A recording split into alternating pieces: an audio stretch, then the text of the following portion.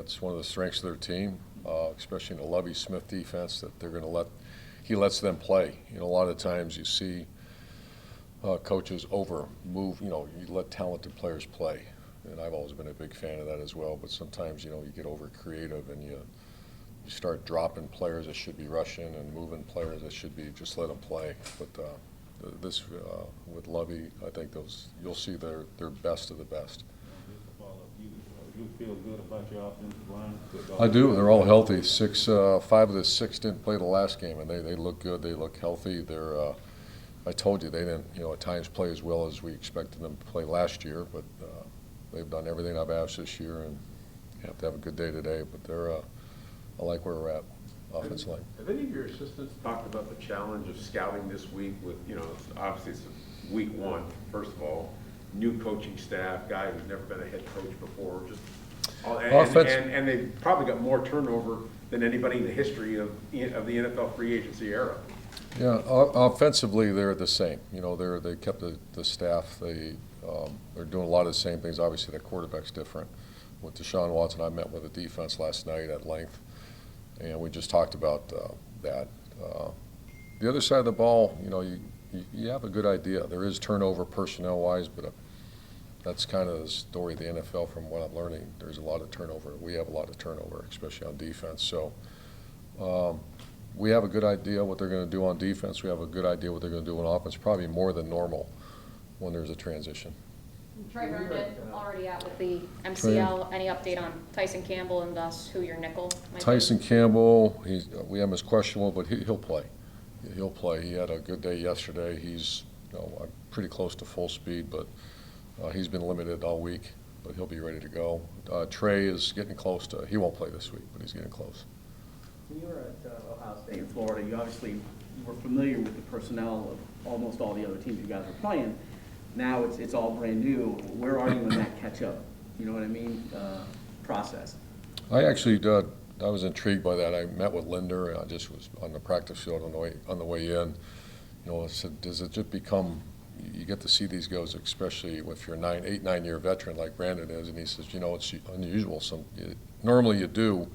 This group, he says, never really played against any of them, and that's for a divisional team. That's unusual. So there has been a lot of turnover.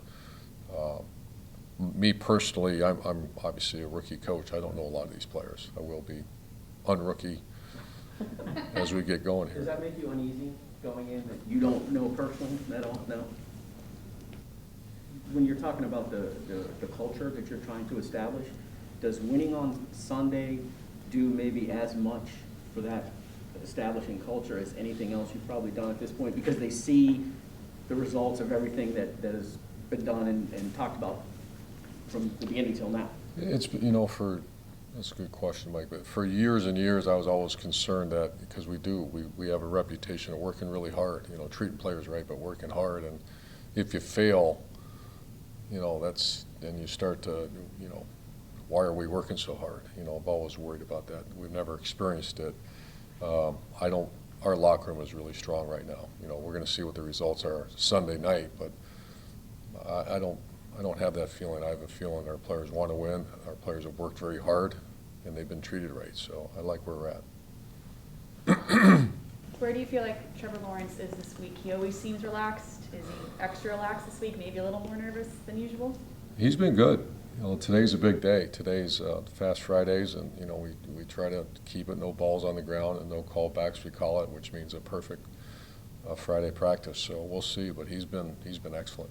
The Ravens have been pretty much their running back room Oh my decimated goodness, by I saw injuries. that. When you see that and knowing the emphasis you put on strength and health and performance here, I mean, not saying that that's tied to all those injuries, but how does that make you feel about the decisions that you guys have made? Well, it's not. Those are structural. Those are, the thing we work so hard on is soft tissue when you start seeing hamstrings and stuff. But my gosh, when J.K. Dobbins is like a son to me, and I talk to him, and then all of a sudden another one, then another one, the next play another one. I mean, I felt for, the players work so darn hard and you get taken away, and then a team just gets blown out like that. So, our prayers are with those players, because this is a player's game.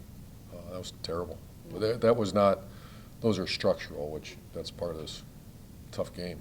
With that said, you do only have with just Trey out, what does that say about the health of this team and maybe says about the performance program that you guys implemented this Well, we're going to offseason? evaluate that all year. This is a long marathon, 17 games, and that was something I like. Once again, I like where we're at. More importantly, our players love it. Their bodies feel good, and but we just got to keep them healthy. Coach, if you go back 10 years, 20 to the merger, rookie quarterbacks in their first start generally haven't won. Does that mean anything to you? Can you interpret anything from that? No, it's every game's different, every team's different, and I like our quarterback. And the best thing I like about our quarterback, he rallies those around him. He got, I believe, number 3 in the vote getting of the captains. That tells you a little bit about, I've been around, not many, but some quarterbacks, players just are okay with them. And this guy, they rally around him. And I know I see it, but then to physically see the voting, and that was pretty cool.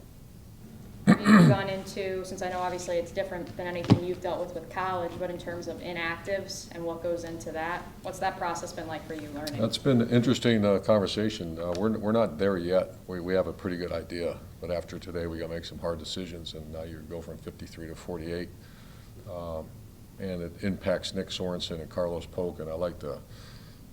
We moved up Carlos to a title. He's been outstanding. He's a soldier. He's a guy that incredible respect for him. We went through a little transition in spring, and I just felt that was the right thing to do. There's a non-conference, a college kid, Trevor, has a non-conference game at home to open up usually. And did you have to impress upon Trevor the fact that it's first game on the road, divisional opponent, or did he instinctively have that urgency in getting ready for this? No, it's game? all about preparation. He's a very aware guy, so no, I don't. That hasn't even come up.